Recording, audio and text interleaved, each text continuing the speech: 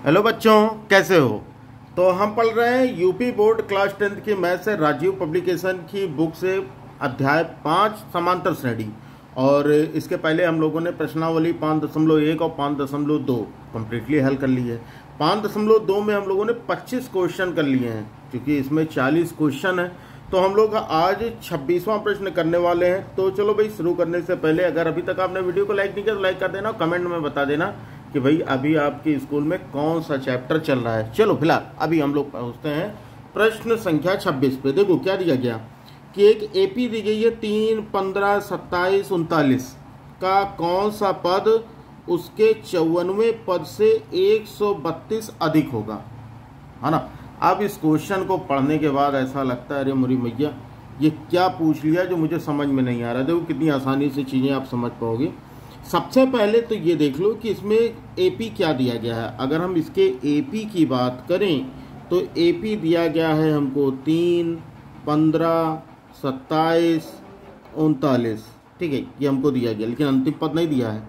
हम क्या करेंगे कि सबसे पहले इसमें हम निकाल लेंगे कि भाई इसके पदों का अंतिम पद क्या होगा, ठीक है। अगर हम यहाँ निकालें तो इसके, अच्छा एक चीज़ और भी देखो कि यहाँ पर दिया गया 54वें पद से 132 अधिक होगा।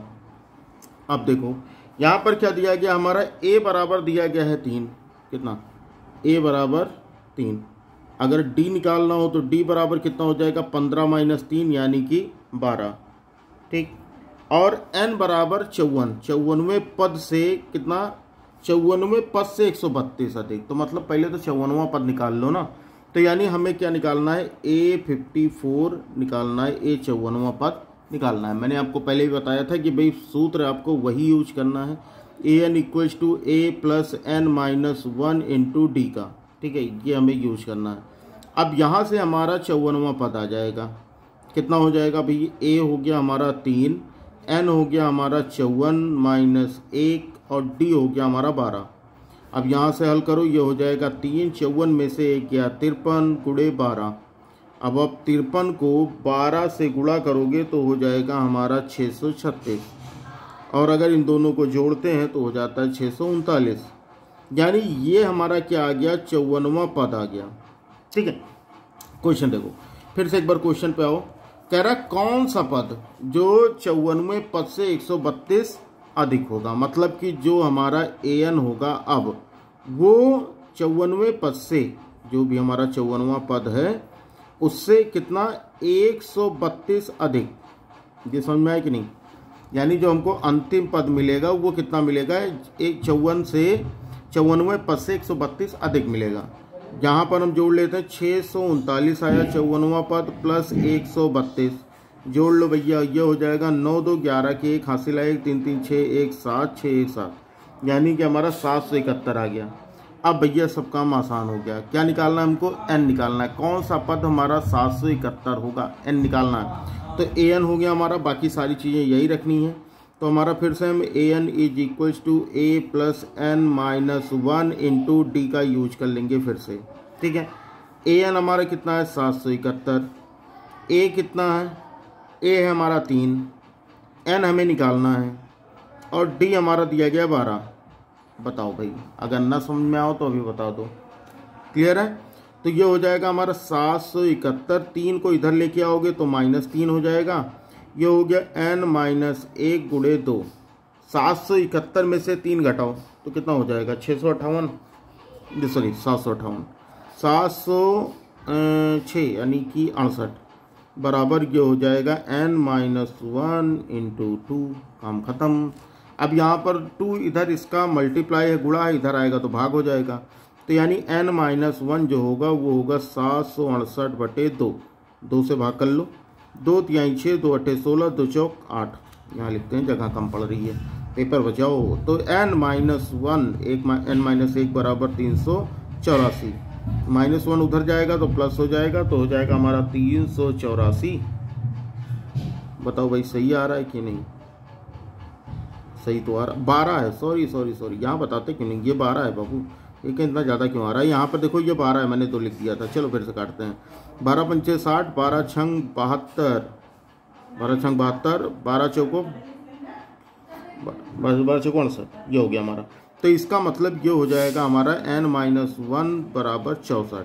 अब यहाँ से करो n बराबर हो जाएगा 64, -1 उधर जाएगा तो ये हो जाएगा +1। तो n बराबर कितना हो गया 64 + 1, यानी हमारा आंसर कितना होगा 65। यानी 65वां पद जो होगा n, यानी कुल इसमें 65 पद होंगे और 65 पदों का योग 771 होगा। बताओ समझ में आया कि नहीं आया? फिर से एक बार करूं? देखो फिर से एक बार क्वेश्चन पे ध्यान दो। ये दिया गया है 3, 15, 27, 39 एपी दिया गया है। कौन सा पद उसके 54वें पद से 132 अधिक होगा? तो सबसे पहले 54वां पद निकाल लेते हैं, फिर 132 अधिक होगा तो 132 में जोड़ देते हैं। उसके बाद हमको an मिल गया, यहाँ से हमको a मिल गया, यहाँ से हमको t मिल गया। तो हमको कौन सा पद 771 होगा, तो यानी मतलब n निकालना है, कितने पद होंगे इसमें। तो हमने n निकाल दिया, ठीक है। तो यहाँ से हो गया हमारा 65, यानी कुल कितने पद होंगे इसमें 65 होंगे। बताओ समझ में आया कि नहीं? ना समझ में भाई बताओ। इसका मतलब ये भी कह सकते हो कि 65वां पद जो होगा वो कितना होगा 771 होगा। लिख देते हैं यहाँ पर 65वां पद, ऐसे लिख देते हैं, ये भी क्लियर हो जाए। क्लियर है ना? समझ में आ गया होगा सभी को। चलो मस्त क्वेश्चन था। अब आते हैं 26 के अलावा क्वेश्चन नंबर 27 पे। अब देखो क्वेश्चन नंबर 27 क्या दिया गया। प्रश्न संख्या 27 दिया गया, 2 समांतर श्रेणियों का सार्वंतर समान है। यदि इनके 100वें पदों का अंतर 100 है तो इनके 1000वें पदों का अंतर क्या होगा? बहुत ही इम्पोर्टेंट क्वेश्चन है, क्योंकि ये एनसीईआरटी का क्वेश्चन और कई बार सीबीएसई के एग्ज़ाम में भी ये पूछे जा चुके हैं। तो चलो हम देखते हैं भाई कि इसमें हम कैसे सॉल्व कर सकते हैं। प्रश्न संख्या कितना है हमारा 27, क्योंकि इसके पहले तो हम लोगों ने 26 सॉल्व कर लिए और आपने अभी तक वीडियो भी लाइक कर दिया होगा। नहीं किए हो तो कर दो भाई, है ना, उससे आपका पैसा नहीं लगेगा, बस मुझे ही थोड़ा मोटिवेशन मिल जाएगा और कोशिश करूँगा ज़्यादा से ज़्यादा वीडियो बनाने की। चलो आगे देखते हैं। 2 समांतर श्रेणियों का सार्वंतर कितना है? समान है।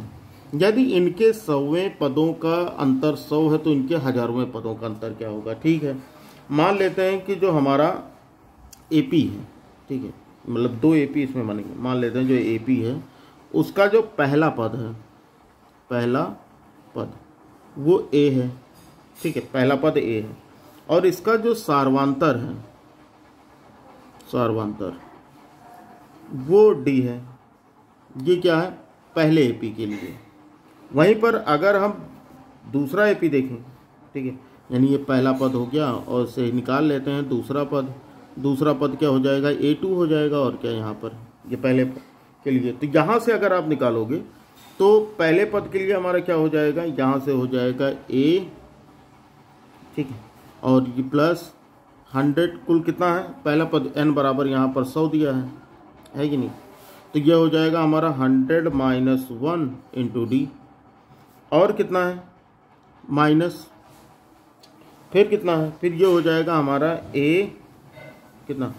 A2। अगला देखते हैं A2, तो प्लस ये हो जाएगा 100 - 1 into D is equals to जितना भी होता हो भाई, कितना हमारा 100 है। चलो भैया यहाँ पर हो गया 100। क्या कह रहा है? फिर से देखो, ये कह रहा है समांतर सार्वंतर समान है, इनके 100वें पदों का अंतर भी 100 है, मतलब n भी 100 है और उनका अंतर भी 100 है, ठीक है। ये हो गया हमारा। चलो अब यहाँ पर क्या हो जाएगा भाई? ये AP2 हो गया, ठीक है, यहाँ लिख देते हैं दूसरा पद, यानी दूसरे का AP का पहला पद जो होगा वो A2 है, ठीक है, और यहाँ पर भी सार्वंतर D ही है। चलो ये बात समझ में आ गई होगी। अब यहाँ पर करो तो हो जाएगा A + 100 - 1 हो गया 99D, माइनस ये हो गया A2 + 99D is equals to हो गया हमारा 100। सही है। अब यहाँ पर हो जाएगा हमारा, ब्रैकेट खोलो, A + 99D, ब्रैकेट खोलोगे तो हो जाएगा A2 - 99D is equals to 100। 99 minus में, ये प्लस में है, तो चाहे इसको A1 लिख लो, कोई दिक्कत नहीं है, A1 लिख लो और अच्छा लगेगा। A1 - A2 is equals to 100। यहाँ से बन गया हमारा पहला समीकरण। अब यही सेम चीज़ हम 1000वें पद के लिए लेके आते हैं कि 1000 पदों का अंतर क्या होगा, यानी यही चीज़ हम रख लेते हैं n बराबर 1000 पे। तब क्या होगा हमारा? यहाँ से हो जाएगा हमारा A1 + 1000 - 1D माइनस A2, ठीक है, प्लस 1000 - 1D, और इसका अंतर कितना होगा यही हमें बताना है। चलो चेक करते हैं। A1 प्लस ये हो गया 999D माइनस A2 प्लस कितना हो जाएगा हमारा 999D, ये हो गया, ठीक है, 999D। अब यहाँ से ब्रैकेट खोल लो, A1 plus 999D minus A2 plus 999 minus plus का मल्टीप्लाई माइनस 999D। अब देखो यहाँ पर ये और ये कट गया तो बचा कितना हमारा A1 माइनस A2, ये समझ में आया कि नहीं, ये प्लस में ये माइनस में कट गया तो हमारा A1 माइनस A2 कितना आया था भैया। समीकरण 1 से अगर हम देखें तो समीकरण 1 से A1 माइनस A2 बराबर 100, यानी जो 100वें पदों का अंतर था वो 100 था, वैसे ही 1000 पदों का अंतर भी कितना होगा, 100 होगा। इसका मतलब यहाँ पर हमारा अंतर प्रूफ हुआ। बताओ भाई, बात समझ में आ गई।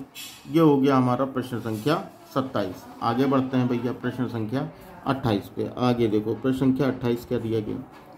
28 दिया गया 3 अंकों वाली कितनी संख्याएं 7 से विभाज्य हैं। देखो 3 अंकों वाली कितनी संख्याएं 7 से विभाज्य हैं। अब सबसे पहले तो हमको ये निकालना है कि भाई 3 अंक की पहली संख्या कौन सी है जो कि 7 से विभाज्य हो।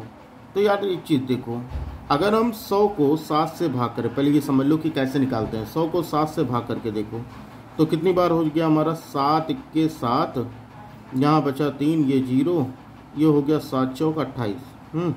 तो ये हो गया 10 में से 8 गया 2। ये समझ में आया। अब अगर हमें पहली संख्या निकालनी है, ठीक है, जो कि 100 से बड़ी हो और 3 अंकों की संख्या हो, तो यानी ये हो जाएगा 100 प्लस 7 माइनस 2।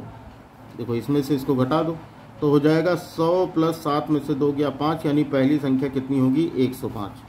ये समझ में आए कि मैं आपको कल केवल समझाने के लिए बता रहा हूँ कि आप सीरीज कैसे निकालोगे। यानी 3 अंकों की संख्या, 3 अंकों की सबसे छोटी संख्या 100 होती है ना। अब 7 से भाग करोगे तो शेषफल तो 2 बच जाएगा, तो इससे तो पता ही लगेगा कि भैया 100 के बाद अगली कौन सी संख्या है जो 7 से विभाजित हो रही है। तो हम क्या करते हैं, इस 100 में इन दोनों का अंतर 7 माइनस 2 करके हम प्लस कर देते हैं, तो 105 हमारी पहली संख्या। तो यहाँ से हमारा AP बन के आ जाता है कितना, 105।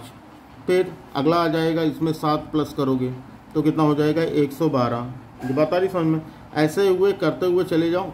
फिर हमको निकालनी है 3 अंकों की। अब देखो अगर हमको निकालना है कि 3 अंकों की सबसे बड़ी संख्या जो 7 से विभाज्य हो, तो एक काम करो, यहाँ से 1000 सबसे बड़ी संख्या 4 अंकों के ले लो, इसको 7 से भाग करो तो कितना हो जाएगा हमारा 7 के 7, 10 में से 7 गया 3, ये हो गया 0, तो ये हो गया 7 चौक 28।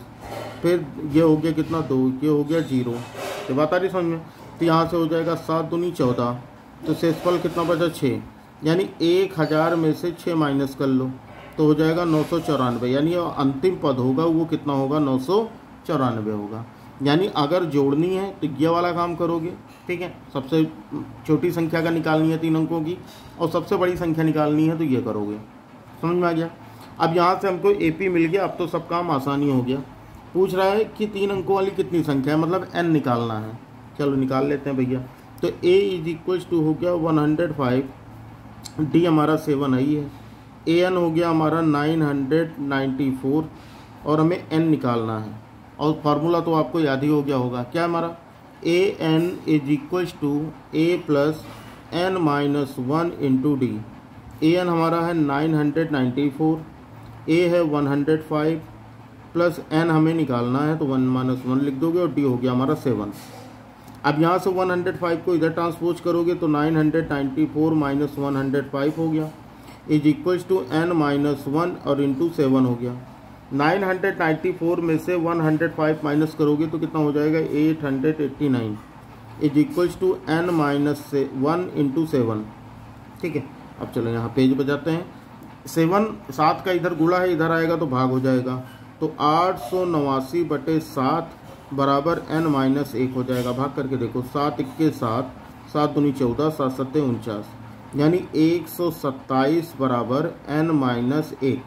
और -1 को इधर लेके आओगे तो माइनस है तो प्लस हो जाएगा, तो n बराबर हो जाएगा 127 प्लस 1, तो यानी n बराबर कितना हो गया 128। यानी कुल कितने पद होंगे 128 संख्याएं ऐसी हैं 3 अंकों की जो कि 7 से विभाज्य हैं। बताओ समझ में आ गया ना। अरे बिल्कुल भी कोई प्रॉब्लम नहीं होती, बहुत ही आसान है। बस थोड़े से क्वेश्चन को अगर आप समझते रहोगे ना तो आसानी से लग जाएंगे आपसे। चलो आगे बढ़ते हैं।